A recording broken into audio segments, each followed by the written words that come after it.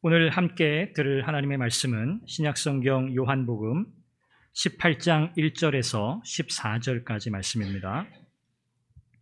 요한복음 18장 1절에서 14절 말씀을 교독하는데 제가 먼저 1절을 읽고 14절은 함께 읽겠습니다.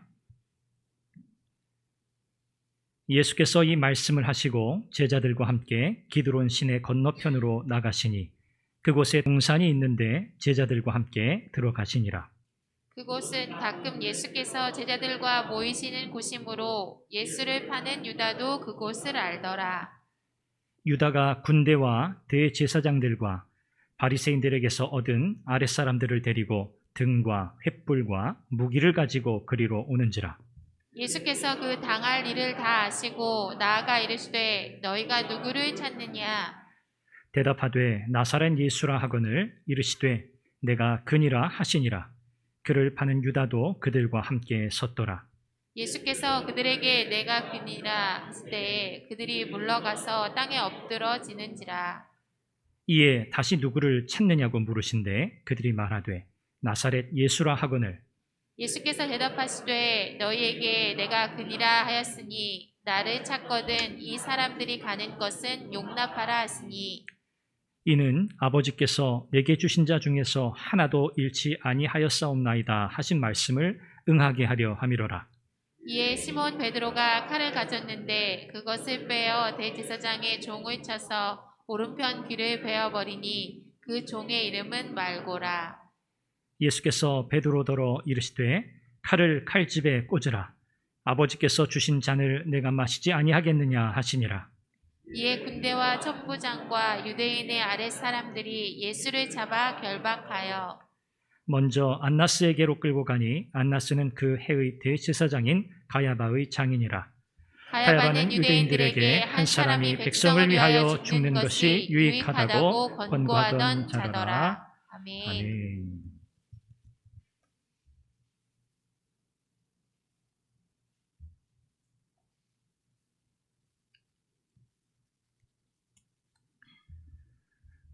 여러분 지난 한 주간 은혜 가운데 사셨습니까? 하나님의 은혜를 우리가 필사적으로 구하자, 그렇게 지난주에 제가 여러분들에게 말씀을 나눴었죠. 오늘도 마찬가지입니다. 하나님의 은혜가 없으면 안 되거든요. 오늘도 하나님의 은혜를 사모하시고 또 날마다 더욱 그 은혜에 의지하여 믿음으로 승리하며 사시기를 간절히 바랍니다. 오늘 우리가 함께 본 이 18장, 요한복음 18장 말씀, 그리고 이어지는 19장까지 말씀이 요한복음 안에서 굉장히 중요한 위치를 차지하고 있습니다. 지난 시간에 우리는 17장에서 예수님께서 제자들을 위해서 또 제자들을 통해서 예수님을 믿게 될 미래의 모든 신자들을 위해서 기도하신 내용을 살펴보았었지요. 그 내용의 결론이자 핵심이 무엇이었습니까? 세상 사람들이 이 제자들의 영적인 하나됨을 통해서 하나님께서 세상을 사랑하신 것과 또 세상을 사랑하셨기 때문에 예수 그리스도를 세상에 보내셨다는 그 사실을 그들이 믿고 알게 해 주십시오 라는 것이 바로 예수님의 기도의 제목이었고 말씀의 핵심 내용이었습니다. 예수님께서는 이와 같이 제자들의 영적인 하나됨을 위해 기도하신 뒤에 오늘 본문에 나오는 것처럼 기드론 시내 건너편에 있는 동산으로 제자들과 함께 이동해 가십니다. 자, 이 동산, 바로 여기서 사실은 그야말로 역사적인 현장이라고 할 수 있겠죠. 여기서 바로 예수님께서 유다, 가룟 유다와 함께 그가 데리고 온 이 군대, 그리고 대제사장들, 또 바리새인들의 또 수하에 있는 사람들, 그들이 예수님께 찾아오게 되고 결국 그곳에서 예수님이 잡히게 됩니다. 체포당하신 장소가 바로 이 동산이라고 할 수 있죠. 요한복음 18장, 19장은 그래서 예수님께서 잡히시고 체포당하시고 결박당하시고 고난을 당하시고 그리고 십자가의 죽으심에 이르기까지의 내용을 기록하고 있습니다. 그래서 요한복음 전체에서 가장 중요하다고 여겨지는 부분이 바로 요한복음 18장, 19장이고요. 그 내용의 핵심이 예수님의 고난과 죽으심, 십자가의 죽으심이라고 할 수 있습니다. 한마디로 요한복음의 클라이맥스, 최절정에 해당하는 부분이라고 할 수 있죠. 자, 예수님의 고난과 죽으심이 없다면 어떤 일이 일어납니까? 지금까지 예수님께서 하셨던 모든 사역들, 그것의 의미가 사실 없게 돼요. 또 가장 중요한 구원이 있을 수가 없게 됩니다. 따라서 요한복음 18장 그리고 19장에 이르는 이 내용을 우리가 주목해서 잘 살펴야 합니다. 오늘 우리는 이 본문 안에서 예수님께서 잡히시는 장면을 보게 돼요. 예수님께서 체포되어 결박당하시는 이 장면을 보게 됩니다. 이 장면을 통해서 예수님이 하나님이신데도 불구하고 우리를 위해 스스로 잡히시게 되는, 스스로 결박당하시는 그 내용을 통해서 하나님께서 우리를 사랑하셔서 우리를 위해 이루신 그 구원이 얼마나 크고 놀라운가를 여러분들과 함께 나누려고 합니다. 하나님께서 이 말씀을 통해서 우리에게 다시 한번 힘과 은혜를 주시고 우리의 마음을 뜨겁게 해주시기를 바랍니다. 자, 먼저 우리가 생각해 볼 것은요, 예수님께서 오늘 본문에 등장하는 이 동산으로 가신 이유가 무엇일까를 생각해 보는 겁니다. 예수님이 왜 이 동산으로 가셨을까? 오늘 본문 1절과 2절 말씀에 소개되는 것처럼 예수님은 제자들과 함께 동산으로 가셨어요. 요한복음에는 이 동산이 어떤 동산인지 소개하지 않는데 이 동산은 우리가 잘 알고 있는 동산이에요. 다른 복음서에는 이 동산을 어떻게 표현하죠? 겟세마네 동산이다, 그렇게 소개합니다. 다른 복음서에는 예수님은 제자들과 함께 겟세마네 동산으로 가셨어요. 여러분, 이 동산은 예수님께서 종종 들리시던 곳인데 무엇하러 들리셨죠? 그렇죠, 기도하러 가셨던 곳이에요. 예수님께서 하나님 앞에 나아가 조용히 기도하시던 장소가 바로 겟세마네 동산입니다. 자, 그런데 요한복음에서, 오늘 본문에서 요한은 어떻게 이 동산을 묘사하고 있나요? 그곳은 가끔 예수께서 제자들과 모이시는 곳이므로, 가끔 제자들과 함께 예수님이 모이는 장소라고 소개하고요. 또 그 뒤에 이 표현이 중요해요. 예수를 파는 유다도 그곳을 알더라. 예수를 파는 유다도 잘 아는 장소. 당연하겠죠. 제자들과 함께 오시던 곳이니까 너무나 당연한 거예요. 그런데 굳이 꼭 한 사람, 이 예수님을 배신할 가룟 유다의 이름을 언급하면서 가룟 유다도 여기를 잘 아는 곳이다 라고 그렇게 소개해요. 뭔가 의미가 있어 보이죠. 예수님께서 제자들과 종종 이 겟세마네 동산에 들리셨기 때문에 이곳은요, 굉장히 친숙하고 익숙한 장소예요. 예수님이 예루살렘에 들리실 때마다, 방문하실 때마다 들리셨던 장소이기도 했습니다. 자, 조금 전에 말씀드린 것처럼 가룟 유다도 이곳을 잘 안다고 하는 이 말씀을 왜 요한은 기록하고 있을까? 이 말씀은요, 예수님께서 의도적으로 이 겟세마네 동산으로 가셨다는 사실을 알려주는 일종의 단서예요. 다른 곳을 가실 수도 있지만 예수님께서 굳이 겟세마네 동산으로 가셨고, 그 겟세마네 동산은 누구보다도 가룟 유다가 잘 아는 장소였다라고 그렇게 소개하고 있는 거죠. 그러니까 이 모든 지금 이 장면, 그리고 예수님께서 제자들과 함께 움직이는 이 모든 동선, 이것은 철저하게 우리 주님께서 계획하신 바를 따라서 진행되고 있다는 것을 보여줘요. 다시 말하면 예수님께서 의도적으로 이 동산으로 가셨다는 거예요. 자, 이 동산에서 예수님은 체포되실 것을 아셨나요? 모르셨나요? 아셨어요. 알고 계셨어요. 그곳에 가면 이제 가룟 유다가 대동한 군대와 무리들을 통해서 이제 체포당하실 것을 주님은 아셨어요. 그런데도 불구하고 주님은 이 동산으로 가셨어요. 분명한 주님의 의도가 있다는 거죠. 자, 그렇다면 예수님의 의도가 무엇일까 하는 거예요. 예수님은 왜 이 동산으로 가셨을까? 다시 표현해 보면 예수님은 체포당하실 장소로 이 겟세마네라고 하는 장소를 정하셨다는 거예요. 가룟 유다도 잘 알고 있는 장소, 바로 이곳을 정하셨어요. 예수님은 지금 본인이 당하실 임박한 그 고난, 그 십자가의 죽음, 이것을 주님은 다 알고 계시는데도 불구하고 그냥 보통 우리 같으면 만약에 잠시 후에 누군가가 우리를 체포하러 온다, 우리가 잡히면 그때부터는 이제 죽는 거다, 라는 상황이 우리 앞에 있다는 것을 안다면 여러분, 우리는 어떻게 하겠습니까? 도망가야죠. 빨리 피해야죠.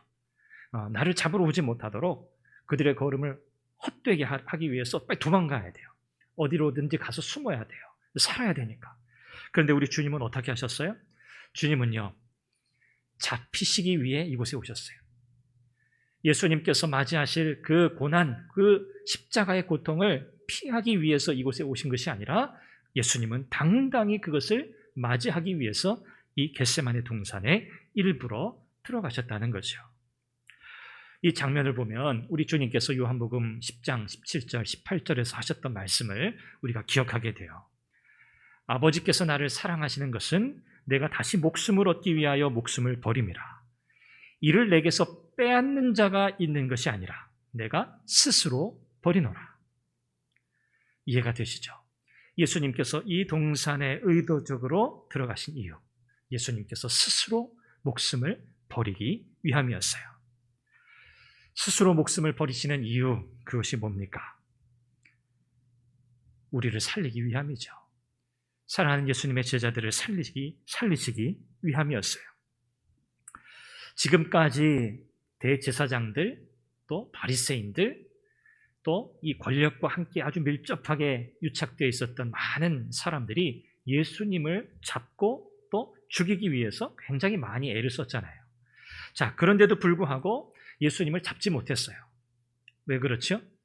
하나님의 때가 아니었기 때문이에요. 하나님이 정하신 때가 아니었기 때문에 예수님을 잡을 수 없었어요. 자, 그런데 이제는요, 때가 된 거예요. 이제는 그들이 예수님을 잡을 수 있는 때가 된 거죠. 그런데 사실 그들이 계획해서 잡은 게 아니죠. 주님께서 정하신 때고요. 주님께서 잡히시기를 기다리면서 이 동산에 들어가셨기 때문이에요. 이제는 예수님의 의도가 분명해집니다. 아, 예수님은 잡히러 이 동산에 들어가셨구나.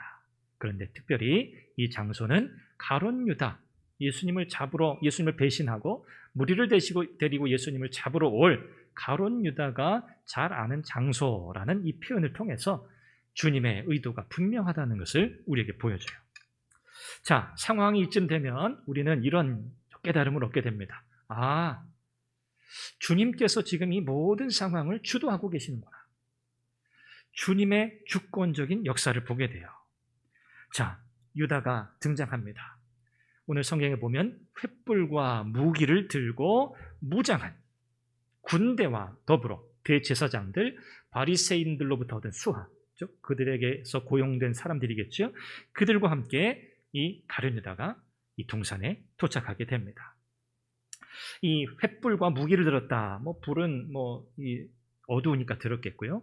이 무기라고 하는 이 표현은 마태복음의 표현에 따르면 검과 몽치를 들고 왔다. 그렇게 표현하잖아요. 검과 몽치를 들고 왔다. 이 검과 몽치라고 하는 것은요, 그냥 평상시에 아무 때나 쓰는 무기가 아니에요.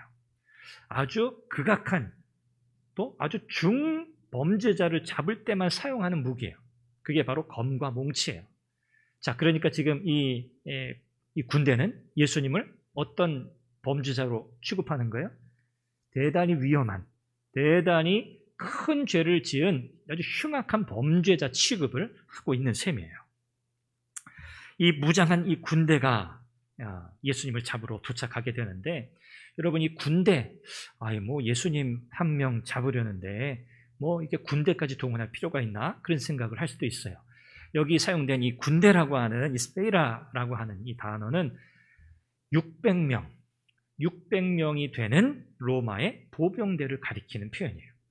특별히 이 기간은 6월절 기간이었잖아요. 6월절이었기 때문에 이 6월절에 만약에 이 사람들 가운데 막 소동이 일어나고 소요가 일어나면 진압할 수 있는 군대가 있어야 했거든요. 그래서 아마도 그런 상황을 대비해서 특별하게 준비되어 있었던, 편성되어 있었던 그런 군대로 보여져요. 600명이나 되는 군대를 데리고 가룟 유다가 등장한 거예요. 함께 대동한 이 종교 지도자들, 그들이 얼마나 속이 시원했을까요? 지금까지 어떻게든 잡으려고, 어떻게든 꼬투리 잡아가지고 좀 제거하려고 그렇게 애를 썼는데 안 됐었잖아요. 그런데 아주 절호의 기회가 온 거예요. 지금까지 뭐 유월절 때문에 사람들이 많이 모이니까 예수님을 체포하는 것도 어려웠었고, 또 얼마 전에는, 며칠 전에는 예루살렘으로 들어오시는 예수님을 백성들이 막 환호했잖아요. 그러니까 이 대중적인 이 분위기를 무시할 수 없었기 때문에 이번에도 그냥 넘어가나 보다 했을 거예요. 그런데 뜻밖의 가룟 유다가 그들에게 와서 예수님을 잡을 수 있는 방법을 알려주잖아요. 절호의 기회다. 이제 예수를 제거할 수 있겠구나 라고 생각했을 거예요. 여기 함께 군대와 대동해서 등장하는, 아마 그들은 속으로 환호를 지르지 않았을까. 야, 드디어 이제 우리가 이기게 되는구나. 아마 그랬을 겁니다. 자, 그런데 여러분, 이 모든 상황을 누가 주도하신다고요? 우리 주님이 주도하고 계시는 거예요. 다시 말하면 우리 주님은 지금 이 군대에게 수동적으로 잡히시는 게 아니에요. 이건 주님께서 의도하신, 계획하신 바였어요. 그래서 오늘 말씀 4절에 보면 예수께서 그 당할 일을 다 아시고, 그렇게 표현해요. 예수님은 다 아셨어요. 어떻게 무리들이 찾아와서 예수님을 잡아갈, 체포할지 다 아셨어요. 이 모든 상황을 다 아시는 주님, 바로 주님이 이 상황을 주도하고 계신다는 의미예요. 주님은 현재의 모든 상황을 아실 뿐만 아니라 앞으로 일어날 모든 상황까지도 아시기 때문이죠. 우리 주님께서 잡히시고 고난과 죽으심을 당하게 될 것인데, 이 모든 상황은 갑작스럽게 우연하게 일어난 돌발적인 상황이 아니라 하나님의 계획 속에서 철저하게 진행되고 있는 일이라는 것을 오늘 이 말씀은 우리에게 보여주고 있어요. 우리가 한 가지 더 생각해 볼 점이 있습니다. 오늘 우리가 함께 읽은 이 요한복음에는 그 내용이 생략되어 있는데, 다른 복음서의 내용을 함께 생각해 보면 중요한 것을 우리가 또 깨닫게 돼요. 예수님께서 겟세마네 동산에서 기도하시잖아요. 예수님이 잡히시기 전에, 다른 복음서에 보면 예수님이 잡히시기 전에 예수님께서 제자들과 함께 이 동산에 오셨고, 제자들과 함께 기도하라고 말씀하셔요. 제자들에게 기도해라. 그리고 특별히 베드로와 세베대의 두 아들을 데리고 따로 더 나아가셔서 우리 주님이 기도하시잖아요.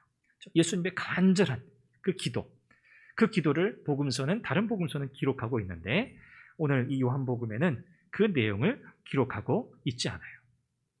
자, 다른 복음서의 내용을 참고해 보면 한마디로 예수님께서 잡히시기 전에 예수님 뭐 하셨다는 거죠? 기도하셨다는 거예요.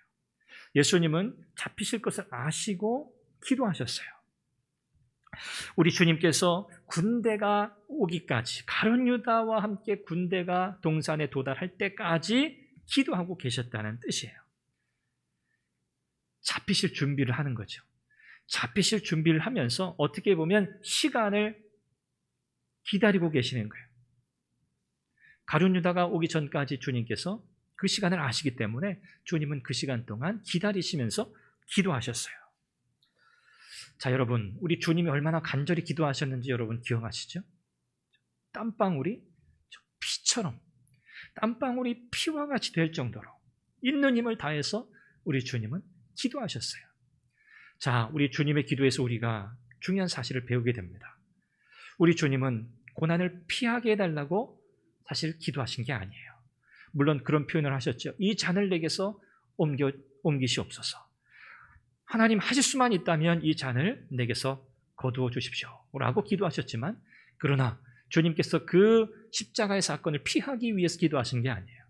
우리 주님의 기도는요, 내가 감당하게 될 그 십자가의 고난을 당당하게, 담대하게 감당할 수 있도록 하나님 은혜를 주십시오 라고 하는, 당당히 고난을 맞이하고 이겨내게 해달라는 그런 기도였던 것을 우리는 깨닫게 됩니다.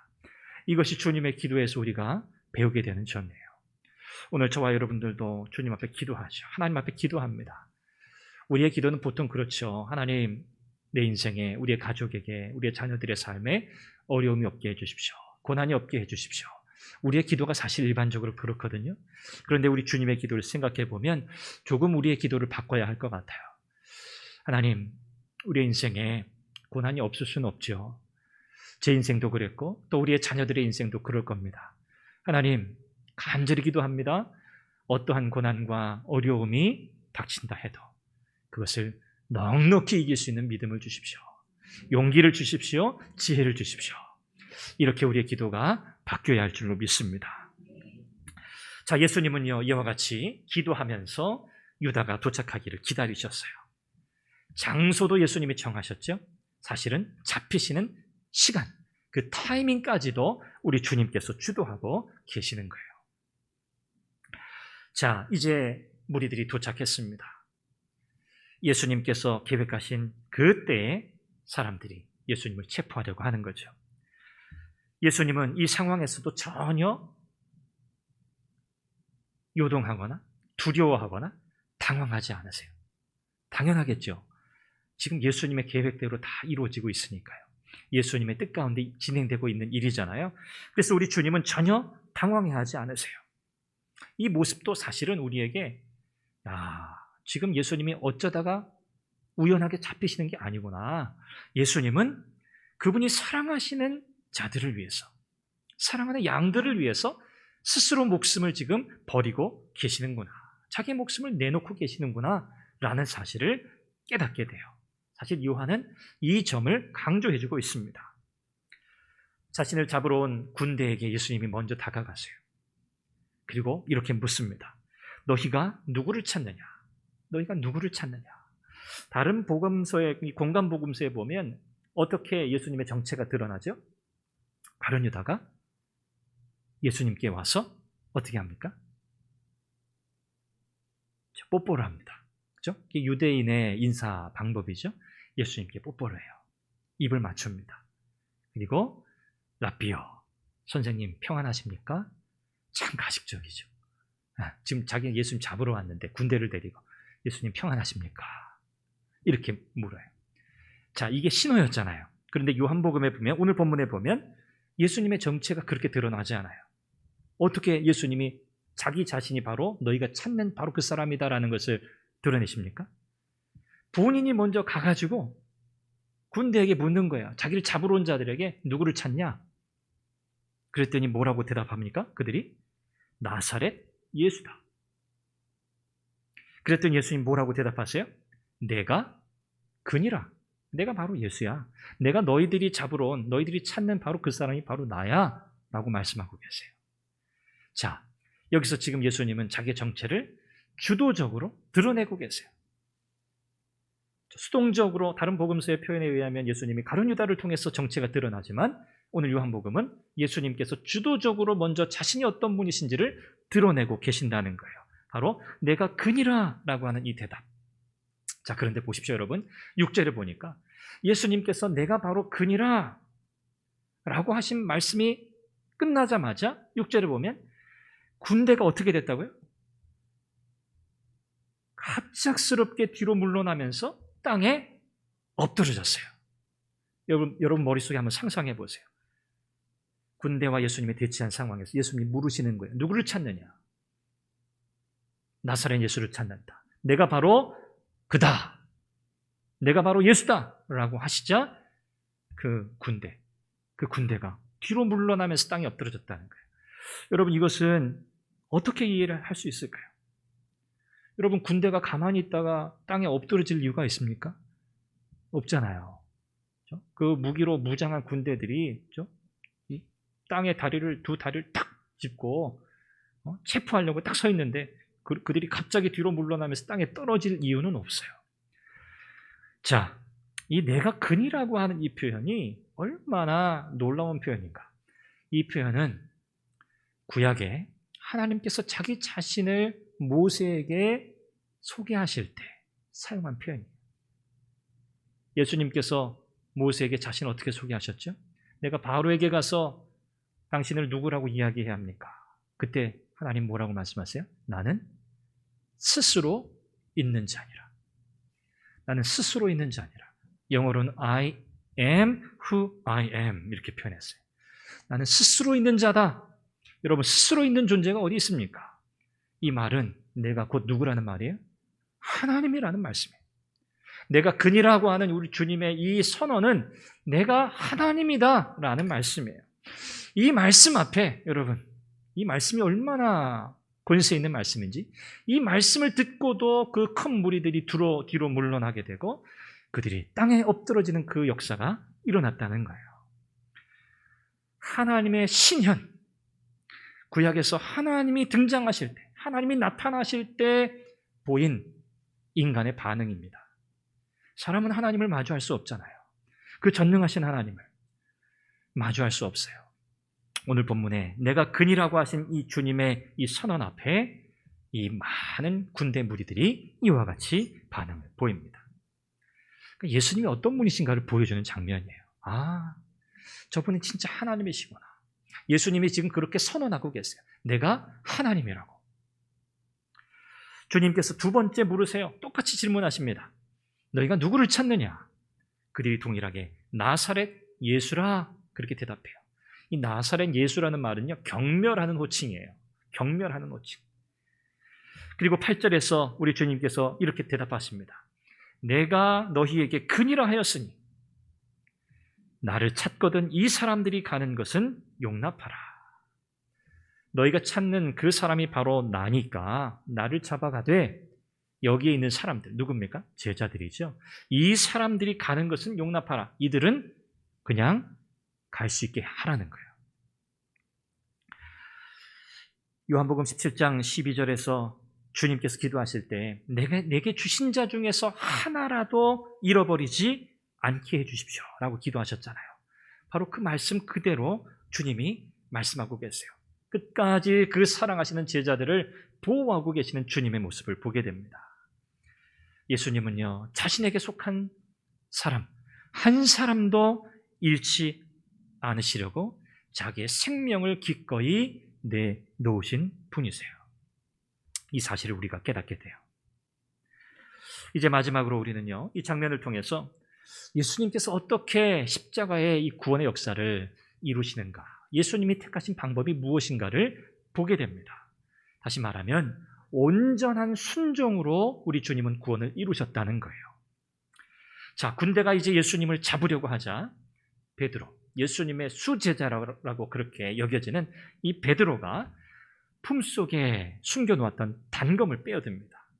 아주 작은 칼이죠. 숨길 수 있을 정도로 이 단검을 빼어가지고 대제사장의 종, 요한복음에는 뭐 이렇게 구체적으로 설명되어 있지 않지만 대제사장의 이 종인 이 말고의 오른편 귓불을 베요.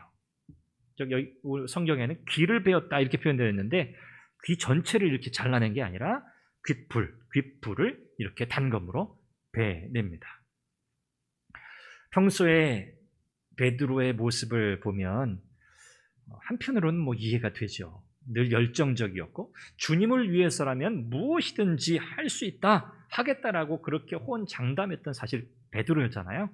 그런데 우리 주님이 넌 나를 배신할 거야 라는 말씀을 들었을 때 얼마나 그 마음이 복잡했겠어요. 그렇죠? 다혈질적인 사람이기도 했고 자존심도 상했을 테고, 그러니 베드로가 이제 이 군대가 예수님 잡으려고 하자 칼을 빼내어서 제사장의 종의 귓불을 뱄다는 거예요. 여러분, 군대 600명이 눈앞에 펼쳐 있습니다. 600명의 로마 군대가, 무장한 군대가 서 있어요. 그 가운데 단검을 빼들었다. 여러분, 어떤 생각이 드세요? 과연 베드로가 그 단검 하나로 이길 거라고 생각했겠습니까? 그런데도 불구하고 베드로는 단검을 빼들었어요. 우리 주님이 이런 베드로의 행동에 대해서 칭찬하시지 않았어요. 다시 말하면 베드로의 이런 행동은요, 무모한 열정이었습니다. 무모한 열정이었어요. 주님이 원하시는 일이 아니었어요. 주님께 전혀 도움이 되는 일도 아니었어요. 그런데 베드로는 그렇게 생각했겠죠. 나라도 칼을 빼어들어서 주님을 지켜야 한다 라고 생각했을 수 있어요. 그런데 주님은 그건 아니라고 말씀하세요. 그리고 이 제사장의 종의 귀를 주님께서 고쳐주시죠. 여러분, 우리 주님께서 구원을 이루시는 방법은 정해져 있어요. 이 방법은요, 하나님의 계획에 온전히 순종하는 겁니다. 하나님의 뜻에 온전히 순종하는 방법으로만 구원을 이루실 수 있어요. 베드로와 같은 방식으로는 절대 이룰 수 없어요. 가룟 유다가 사실 그래서 예수님을 배반한 거잖아요. 자기가 기대했던 메시아가 아니거든요. 세상의 방법으로, 세상의 권력으로 세상을 뒤집어 엎고 새로운 세상을 펼칠 그런 메시아로 기대했는데 그런 메시아가 아니었다는 사실 때문에 실망한 가룟 유다는 우리 예수님을 배반할 수밖에 없었어요. 오늘 베드로가 단검을 빼앗은 것도 사실 같은 맥락이에요. 세상의 권세, 세상의 힘, 권력으로 하나님의 나라를 이룰 수 없다는 것을 주님이 말씀하고 계세요. 우리 주님은 베드로에게 칼을 칼집에 꽂으라고 하시면서 내가 아버지께서 주신 잔을 마셔야 한다라고 말씀하세요. 아버지께서 주신 잔, 이 잔이라고 하는 것은 고난과 죽음을 상징하는 표현이에요. 이 잔을 주님은 마셔야 한다고 말씀하세요. 아까도 말씀드린 것처럼 이 공간복음에 보면 예수님이 기도하시면서 이 잔이 지나가게 해주십시오라고 기도하셨다고 그렇게 기록되어 있다고 했잖아요. 그런데 요한복음 오늘 본문에 보면 우리 주님께서 잔을 말씀하시고 이 잔을 내가 마셔야 한다라는 말씀만 기록이 되어 있어요. 이것은 요한의 관점에서 이 장면을 지금 기록한 거예요. 요한의 의도는 바로 그거죠. 우리 예수님께서 이 고난을 적극적으로 맞이하고 계신다. 사랑하시는 자들을 살리기 위해서 자기의 생명을 아낌없이 적극적으로 내어 주신다는 사실을 강조하려고 이와 같이 잔을 마셔야 한다라는 주님의 말씀만을 기록하고 있습니다. 여러분, 예수님께서 이루시고자 하는 그 하나님의 나라는 세상에 속하지 않기 때문에 세상의 방식으로는 결코 이루어지지 않는 나라입니다. 마태복음 26장 53절에 보면 이 장면을 그대로 기록하고 있는 마태복음의 내용을 보면 베드로 이런 행동을 주님께서 보신 뒤에 이렇게 말씀하셨어요. 내가 아버지께 구하여 지금 12군단 더 되는 천사를 보내시게 할 수 없는 줄로 아느냐? 일종의 책망이기도 하죠. 베드로에 대한. 자, 여러분, 우리 주님은 능력이 없는 분이 아니세요. 그래서 지금 이렇게 힘없이 잡히시는 게 아니에요. 우리 주님은 다 의도하신 바고 주님께서 잡히시기 위해서 이곳에 오셨고 주님이 정하신 때에 지금 잡히고 계시는 거예요. 그분은 하나님이세요. 그분은 무능력자가 아니세요. 주님이 말씀하신 것처럼 내가 하나님께 구해서 12군단 더 되는, 여러분 여기서 말하는 이 군단은 로마의 이 병력 단위인데 3,000명에서 최대 6,000명에 해당되는 그 단위를 가리켜요. 이 군단이란 말이. 12군단 더 되는 어마어마한 그런 천군 천사를 보내서 하나님이 지금 이 상황을 해결하실 수 없느냐? 아니에요. 그럴 수 있다는 거예요. 그런데 그렇게 하지 않으신다는 거죠. 왜요? 하나님의 나라는 힘이 아니라 십자가를 통해서만 세워지기 때문이에요. 우리 주님은 이와 같이 하나님이 정하신 구원의 계획에 온전히 순종하심으로 우리의 구원을 이루셨습니다. 우리 주님께서 결국 이제 체포당하세요. 결박당하시고 이제 끌려가게 됩니다. 우리 주님이 이와 같이 결박당하신 이유가 무엇인가? 우리 주님이 결박당하심으로 우리에게 주어진 은혜는 무엇인가를 생각하게 됩니다. 예수님은 죄인이 아니세요. 예수님은 그냥 사람이 아니세요. 예수님은 하나님이셨어요. 능력자세요. 전능자세요. 창조주세요. 주권자세요. 그런데 그런 주님께서 자기의 생명을 내어주시기 위해 결박당하셨어요. 오늘 말씀의 제목과 같이 결박당하신 하나님의 모습이에요. 예수님이 결박당하심으로 저와 여러분들은 결박이 아니라 죄의 결박에서 해방되었습니다. 자유케 된 줄로 믿습니다. 죄의 모든 권세, 죄와 사망의 모든 권세로부터 우리는 해방되었습니다. 이것이 주님께서 결박당하신 결과예요. 그 혜택을 저와 여러분들이 그렇게 누리게 된 거예요. 그래서 이제 저와 여러분들은 죄에서 자유롭게 되었고 죄와 사망의 권세로부터 자유케 되고 하나님의 나라를 유업으로 받는 자가 된 줄로 믿습니다. 이것이 우리에게 허락된 구원의 은총이죠. 갈라디아서 5장 13절에 보면 사도 바울이 이와 같은 은혜를 입은 갈라디아 교인들에게 이렇게 권면해요. 너희가 자유를 위하여 부르심을 입었으나 그러나 그 자유로 육체의 기회를 삼지 말고 오직 사랑으로 서로 종노릇하라. 우리가 어떻게 예수님이 결박당하심으로 우리에게 주어진 이 자유를 어떻게 우리가 누리며 살아갈 것인가? 라는 그런 질문을 던지게 될 때 오늘 이 갈라디아서 5장 13절 말씀이 우리에게 그 답을 주고 있습니다. 예수님께서 잡히시고 십자가의 고난을 당하심으로 우리에게 허락하신 이 위대하고 놀라운 이 구원의 은혜, 그로 말미암아 우리는 죄와 사망의 권세에서 자유케 되었는데 이 자유를 어떤 기회로 삼지 말라고요? 육체의 기회로 삼지 말라. 육체의 기회. 여기서 지금 육체의 기회라고 하는 이 말씀, 우리에게 주어진 이 자유라고 하는 것은요, 그 성격이 어떻습니까? 예수님께서 우리에게 십자가를 통해서 주신 자유죠. 이제 성령 안에서 우리가 새롭게 누리게 된 자유죠. 이 자유는 무엇을 할 수 있도록 주어진 자유냐면 하나님을 사랑하고 하나님의 말씀을 순종하며 살아갈 수 있도록 하시기 위해서 우리에게 허락하신 자유예요. 그 전에는 그럴 수 없었단 말이에요. 그 전에는 하나님을 사랑할 수도 없었고 하나님의 말씀에 순종할 수도 없었어요. 그러나 우리에게 자유를 주심으로 인해 그 일이 가능하게 됐다는 거예요. 그러므로 우리에게 주어진 자유는 우리 자신을 기쁘게 하고 우리의 자신의 욕망을 추구하기 위해서 내 마음껏 쓸 수 있는 자유가 아니라 어떤 자유여야 한다? 하나님에 대한 사랑을 자원하여 실천하는 자유가 되어야 한다. 하나님을 사랑하기 위해서 발휘되어야 할 자유가 바로 이 자유라는 말씀이에요. 육체라고 하는 것은 성경에서 늘 하나님을 대항해서 우리의 죄악된 본능과 욕망을 추구하는 장소로 상징되는 것이 바로 육체예요. 우리는 하나님을 대적하고 하나님을 대항해서 육신의 욕망에 사로잡혀 살기 쉬운 존재예요. 이전엔 그렇게 살았어요. 그런데 우리에게 자유가 주어진 다음에 그 욕망, 그 죄의 모든 욕구로부터 완전히 자유로워진 것이 아니라 그것을 이겨내고 극복하고 하나님을 사랑하고 하나님 말씀에 순종할 수 있게 되는 능력이 우리에게 주어진 거예요. 죄의 유혹은 여전히 남아있어요. 그러나 우리는 하나님의 말씀으로 성령 안에서 능히 이기고 승리할 수 있다는 사실을 믿으시기를 바랍니다. 이렇게 우리가 부르심을 입었어요. 아, 그렇구나. 하나님을 대적하는 삶이 아니라 하나님을 영화롭게 하고 하나님을 사랑하는 삶을 살도록 우리를 이렇게 부르셨구나 라는 사실을 깨닫게 돼요. 구원파라고 하는 사람들은 어떻게 이해합니까? 그들은 육신적으로 어떻게 살든 우리의 구원에는 아무런 영향이 없다, 그렇게 얘기해요. 아무런 영향이 없다는 거예요. 우리가 육신적으로 사는 일 아무런 문제가 없다는 거죠. 그들이 말하는 구원은 뭐냐면 영적인 비밀을 깨닫는 거예요. 구원은 뭐냐? 구원에 관한 영적인 비밀을 깨닫는 것이다.